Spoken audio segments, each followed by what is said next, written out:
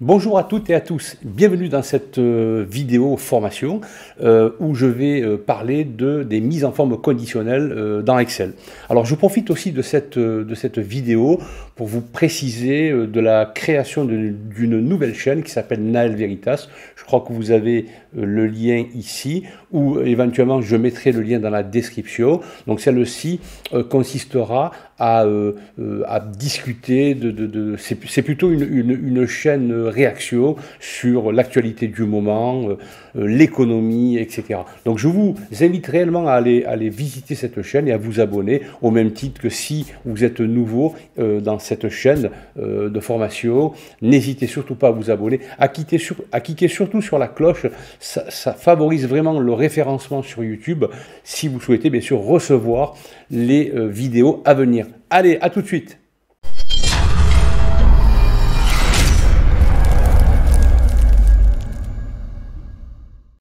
Avant tout, qu'est-ce qu'une mise en forme conditionnelle dans Excel?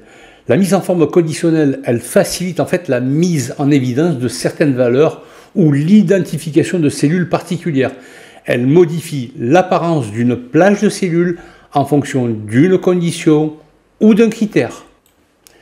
Durant cette formation, nous allons voir les bases et les fondamentaux des mises en forme conditionnelles. Il faudra bien sûr les comprendre afin d'aller beaucoup plus loin. Là, par exemple, je vous montre un exemple où on peut créer un planning totalement automatisé avec des mises en forme totalement automatisées. Je vous laisserai bien sûr le lien de cette vidéo que j'ai déjà mis en ligne avec le fichier Excel afin que vous puissiez voir comment j'ai élaboré ce planning automatisé avec une multitude de mises en forme conditionnelles et bien sûr une multitude de fonctions imbriquées les unes aux autres. Mais pour l'instant et dans l'immédiat, je préfère consacrer cette vidéo à une introduction et connaître bien sûr les bases, les fondamentaux des mises en forme conditionnelles. Alors au départ, où trouver les mises en forme conditionnelles? Eh bien tout simplement, il faut aller dans Accueil et ici dans le groupe Style, vous avez une icône qui s'appelle mise en forme conditionnelle.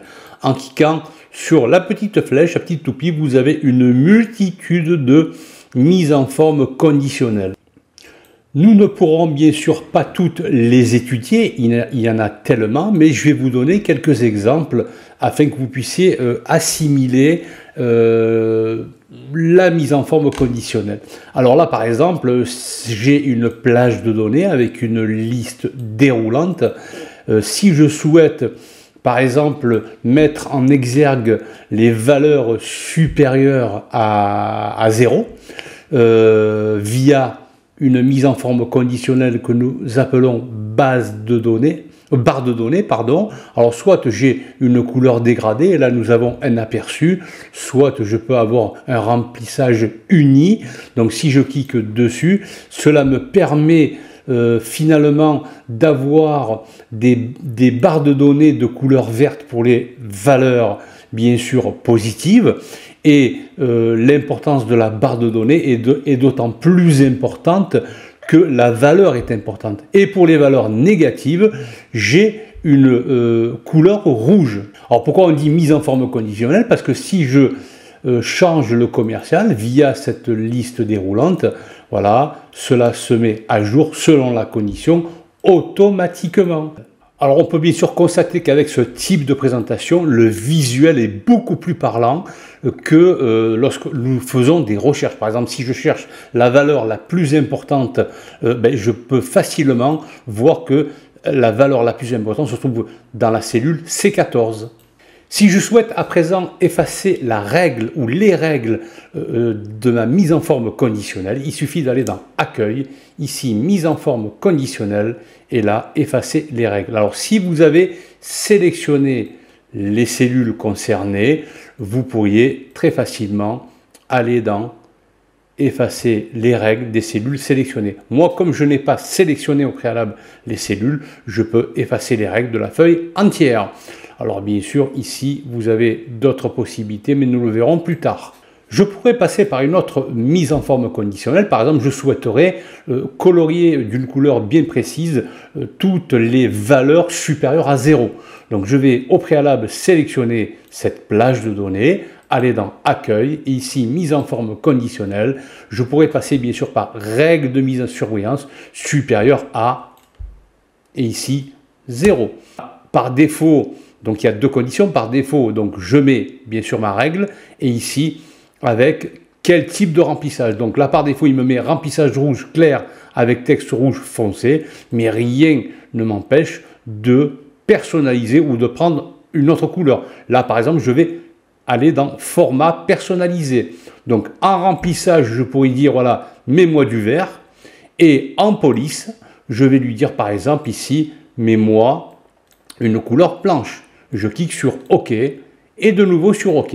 Et alors je pourrais aussi ajouter une autre règle en précisant que je souhaiterais que les valeurs négatives soient de couleur rouge avec une police blanche aussi. Donc je sélectionne cette plage de cellules, aller dans mise en forme conditionnelle et ici inférieur à, pourquoi pas, 0. 0 et là je vais pareil aller dans format personnalisé, remplissage couleur rouge et ici police couleur blanche. Enfin vous prenez la couleur de votre choix. Je clique sur OK et de nouveau sur OK. Donc on peut dans une même plage de données mettre plusieurs mises en forme conditionnelles. Et si bien sûr, d'où le terme mise en forme conditionnelle, c'est selon les conditions. Donc si je change de commercial 1, tout se met à jour automatiquement. Donc je vais effacer les règles, accueil, mise en forme conditionnelle, effacer les règles de la feuille entière. Nous pourrions prendre aussi un autre exemple, mais là, cette fois-ci, au lieu de conditionner des valeurs, je vais conditionner du texte. Par exemple, ici, là, j'ai une liste déroulante récupérant toutes les dépenses, loisirs, ménages, etc. Et selon mon choix, j'aimerais que Excel me colorie cette plage de données. Voilà, par exemple, ici, c'est loisirs, il va me colorier cette cellule, et celle-ci. Alors, pour ce faire, donc, je vais sélectionner, bien sûr, cette plage de données, aller dans règle de surbrillance égale à, et là, je vais lui dire égal au contenu de la cellule D4. Donc, bien sûr, là, j'ai toujours la possibilité de choisir ou de personnaliser la couleur de ma condition. Donc, je vais laisser en l'état. Je vais cliquer sur OK. J'aurais pu, donc là, si je sélectionne une autre, voilà, par exemple, informatique, là, automatiquement, il me colorie ces cellules. Alors, le souci avec cette méthode, c'est que je n'ai pas la possibilité de colorier aussi les montants. Je vais devoir passer par un autre procédé. Alors, une autre façon de faire et d'avoir la même configuration, donc je vais sélectionner le même résultat, je vais sélectionner cette plage de données, ici, règle de surbrillance, et je pourrais dire texte qui contient, et là, je vais sélectionner la cellule D4. Ici, je vais cliquer sur OK, et j'ai le même résultat. Donc ici, par exemple, tu choisis EDF, les cellules de la colonne C se colorient automatiquement. Alors, vous l'aurez compris qu'avec cette méthode, malheureusement, eh bien là, EDF, en effet, c'est bien colorié en rouge, mais le 583 n'est pas colorié en rouge. En effet, le 583 ne correspond pas à la cellule D4. Donc, nous allons devoir procéder par une autre méthode un petit peu plus élaborée afin de colorier toute la cellule. D'une part, la cellule qui contient le même mot que la cellule D4 et bien sûr le montant. Alors bien sûr, avant de voir cette façon de faire, je vais quand même vous proposer de voir d'autres mises en forme conditionnelle. Par exemple ici, si je sélectionne ces données, je vais aller dans mise en forme conditionnelle et là vous avez nuance de couleur. Donc ici, si je choisis la première, donc la valeur la plus importante sera de couleur verte, voilà, hein, et ça va de plus en plus dans le rouge pour les valeurs les plus faibles. Je reprends ici, si vous voulez bien sûr l'inverse, je vais faire la même chose, mais là je prends ce type de couleur, c'est-à-dire que là j'ai l'inverse. Les valeurs les plus importantes sont de couleur rouge et les valeurs les moins importantes sont de couleur verte. Alors si bien sûr je passe par d'autres mises en forme conditionnelles, par exemple ici comme le jeu d'icônes, ici par exemple si je sélectionne ce jeu d'icônes directionnel, on peut en effet voir que les valeurs les plus importantes sont représentées par des flèches montantes en vert et les valeurs les moins importantes, soit elles sont représentées par une flèche rouge descendante ou des flèches marron mais à l'horizontale. Alors, c'est ce type de mise en forme conditionnelle, c'est vraiment des mises en forme conditionnelles prédéfinies. Je peux en sélectionner d'autres, par exemple celle-ci, ou ce type de forme, etc. Ou des barres de données. Je pourrais éventuellement, là, à la limite, c'est un petit peu plus parlant. En effet, parce qu'on peut voir que les valeurs les plus importantes englobent la totalité de la cellule. Mais alors, là où ça peut être intéressant, parce que c'est ce type de mise en forme conditionnelle qui sont prédéfinies, on peut en effet les personnaliser. Alors, comment modifier une règle prédéfinie? Il suffit de sélectionner la plage. Ici, aller dans mise en forme conditionnelle. Je vais aller dans gérer les règles.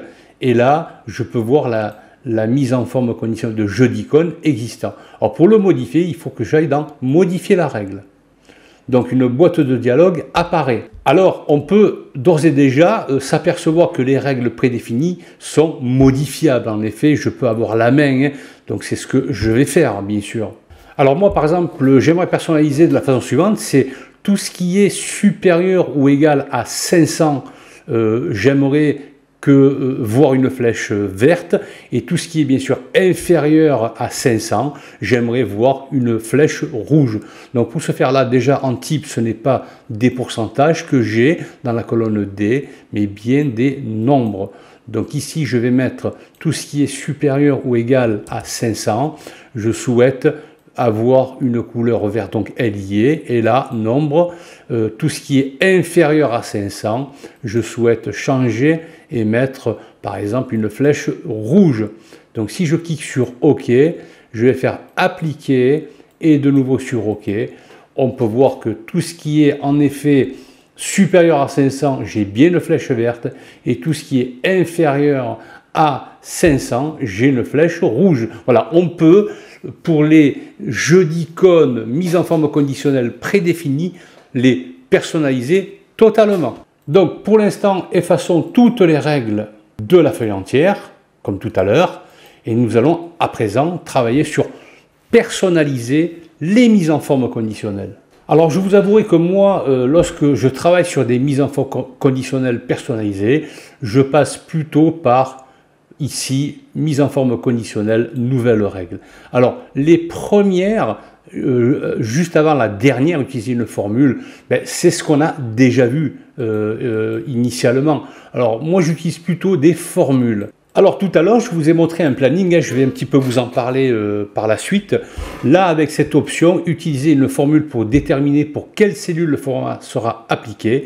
Et ici, dans appliquer une mise en forme, vous pouvez mettre une multitude de formules. Alors, ce qu'il faut comprendre, c'est que lorsqu'on parle de formule, on parle toujours du principe que on s'intéresse à la fonction si. Rappelez-vous, la fonction si, il y a la syntaxe, il y a 3 attributs. Au préalable, je mets la condition. Par la suite, point virgule, si cette condition est remplie, je mets une valeur vraie. Si cette condition, bien sûr, n'est pas remplie, je mets autre chose. C'est comme ça que cela fonctionne dans les mises en forme conditionnelles. Mettez-vous bien ça en tête. Une fois que vous aurez compris que à cette étape, les formules que vous allez mettre en place, c'est un petit peu l'équivalent de la fonction si. Je vous mettrai d'ailleurs un lien juste au-dessus là, pour que vous puissiez un petit peu réviser, si vous avez un doute, comment est construite la fonction si.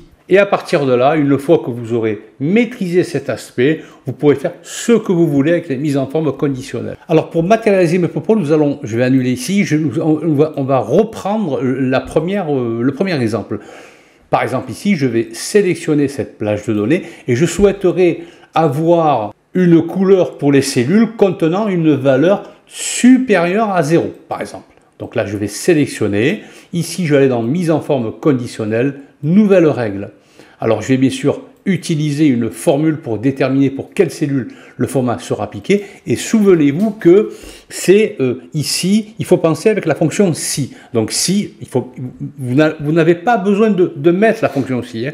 Par exemple ici, si je sélectionne cette cellule, la cellule C3, et que je dise si c'est supérieur ou égal à la valeur 0, donc tout ce qui est au-delà de 0, et bien là, tu vas me changer le format. Ici, par exemple, je vais aller dans bordure, remplissage, je vais mettre une couleur verte. Pourquoi pas une bordure? Je peux même travailler avec les bordures. Hein. Par exemple, ici, je vais prendre les pointillés, je vais ici sélectionner le contour de la cellule, et la police, tu vas me mettre une couleur blanche en gras. Pourquoi pas? Je vais cliquer sur OK. On va voir ce qui se passe. Je clique sur OK. Et là, rien ne se passe. Alors pourquoi? Je vais vous expliquer. Je reviens dans mise en forme conditionnelle, gérer les règles, et je reviens dans ma mise en forme conditionnelle et je vais modifier. Alors je ne sais pas si vous vous êtes rendu compte, mais lorsque j'ai sélectionné la cellule C3, Excel m'a mis des dollars aussi bien la colonne et la ligne. Donc là, dans ce cas de figure, même si je sélectionne toutes les cellules, la mise en forme conditionnelle ne va rester que dans la cellule C3. Donc on aura compris que je travaille toujours dans la colonne C, donc on peut laisser éventuellement le dollar pour la colonne C, mais pas pour la ligne. Je vais le retirer afin que lorsque je vais cliquer sur OK, et de nouveau sur OK, là par contre, cela fonctionne parfaitement. Parce que là, comme au préalable, j'ai sélectionné toutes ces cellules, la cellule C3, Excel l'a étudiée, par la suite la cellule C4, la cellule C5, etc. etc. Donc ça c'est quand même très important.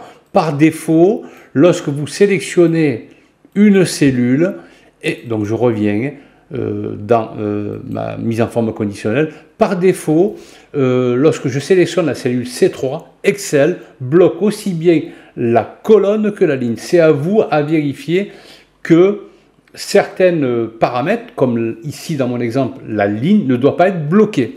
Alors, bien sûr, là, on peut vérifier que Excel a bien respecté ma mise en forme conditionnelle. Il m'a bien mis la cellule en vert, il m'a bien mis la police en blanc et des pointillés pour les cellules concernées. Et si je sélectionne par exemple un autre commercial, là, ça fonctionne très bien aussi. Alors revenons à présent sur l'autre exemple. Et moi, tout à l'heure, ce que je souhaitais, c'est selon le critère que je choisis avec ma liste déroulante, je souhaiterais que toute la ligne soit coloriée. Donc je vais procéder ici d'abord par sélectionner cette plage de données, aller dans mise en forme conditionnelle, nouvelle règle, et ici je vais pareil choisir utiliser une formule, je vais venir ici, et là, toujours pareil, j'essaie d'imaginer que j'utilise la fonction si. Alors si, bien sûr, cette donnée, cellule C5, donc alors attention, je n'oublie pas de retirer le dollar de la ligne, afin que toutes les autres cellules soient sélectionnées dans ma mise en forme conditionnelle, et je vais lui dire si cette cellule est égale à cette cellule. Donc là, par contre, je laisse figer la cellule D4. Donc, je vais aller dans Format, Remplissage, pourquoi pas mettre Orange, Bordure, je laisse tel quel. Ici, Police, je vais mettre une police de couleur blanche, et je vais le mettre, pourquoi pas, en italique cette fois-ci. Si je clique sur OK, et de nouveau sur OK, là, comme on peut le voir, toute la ligne a été coloriée. Donc, je vais tester avec une autre donnée informatique, et là, cela fonctionne. Pour finaliser cette formation, je reviens un petit peu sur le planning. Je vous laisserai, rappelez-vous, le lien de la vidéo et le fichier Excel dans la description de cette vidéo. Mais on peut aller très très loin une fois que vous aurez compris les bases fondamentales des mises en forme conditionnelles. Là, par exemple, si je prends ici le 1er janvier 2024, je ne vous parle pas des formules que j'ai mis en place, elles sont assez complexes, donc je vous laisse tout de même aller dans cette vidéo afin de voir ce que j'ai mis comme formule. Et là, comme on peut le voir, automatiquement, le quadrillage se met. Donc ici, par exemple, 31 janvier, le quadrillage se fait jusqu'au 31 janvier. Mais si je prends le mois de février, 01-02 2024, donc là, le mois s'arrête au 29. Vous voyez, donc là, le quadrillage, il n'y en a pas pour le 30, il n'y en a pas pour le 31. Donc ça, c'est automatique.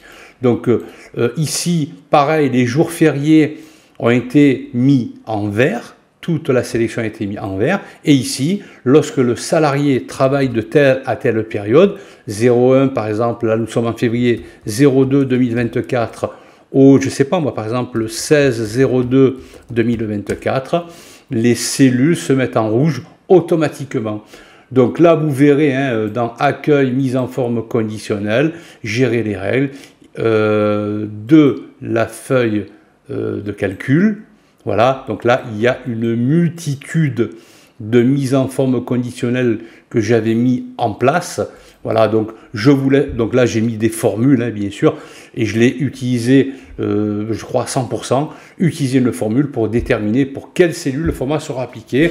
Donc, je vous laisserai le soin de voir un petit peu cette vidéo. Entraînez-vous afin d'être capable d'atteindre ce type de résultat. Voilà, n'oubliez pas de vous abonner, de cliquer surtout sur la petite cloche, ça peut réellement m'aider pour l'algorithme YouTube, et de me laisser un commentaire, je ferai une joie de vous répondre. Quant à moi, je vous dis à bientôt.